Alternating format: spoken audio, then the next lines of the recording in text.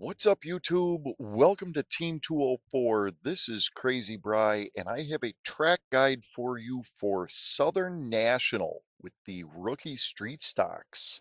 Southern National can be a really fun track. It's kind of brake dependent, and it's a bottom feeder track. The low line is the fast line, and that's where most of the guys are going to run.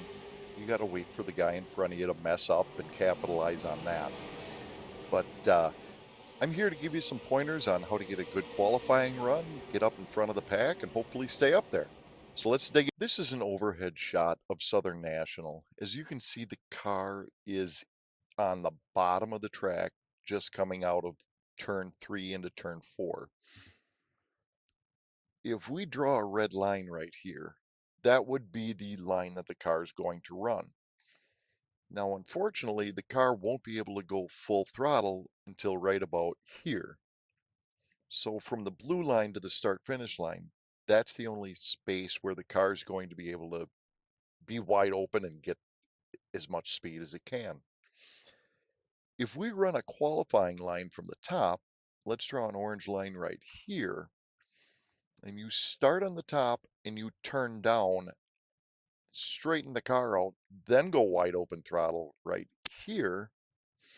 Now you can see you almost have double the amount of space that you can go wide open throttle, all the way up to the start finish line, which is obviously right here. Now that extra speed can be carried all the way from the start finish line up until 1 and 2. That's good for a couple of tenths. Let's go back to the video and we'll see how that works out. Okay, back to our video, and I've slowed it down so we can analyze what's going on here. I'm running the high line and I'm looking for the last white dash.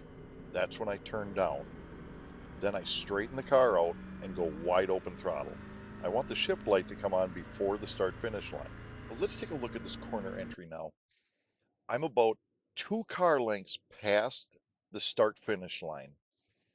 I start turning the wheel and get out of the throttle. At the same time, I roll into the brakes. Semi-heavy braking, I'd say roughly 30%.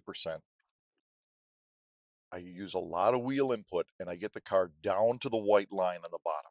You want to be as close to the apron as you possibly can. Now, before I even get to the white line, I'm getting back into the throttle. I open up the wheel and roll into the throttle to full throttle. The car will get quite loose coming up to the wall, but that's where you want it. You want to come all the way up to the wall and shoot down the backstretch. Turns 3 and 4 is a copy paste of 1 and 2. Come down to the white line. Just open up the wheel and start getting in the throttle and glide up to the wall. And there's your lap.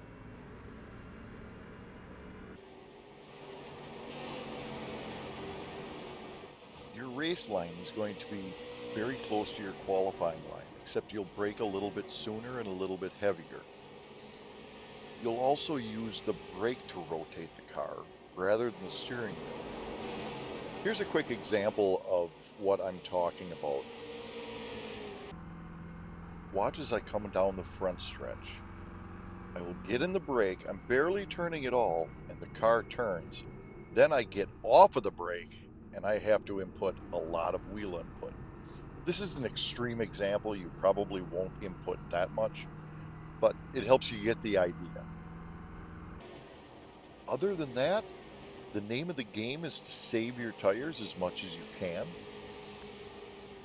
A lot of guys will go out there and they'll burn their right front tire off. They won't have anything left after 20 laps, and then it makes it really easy for you to catch them.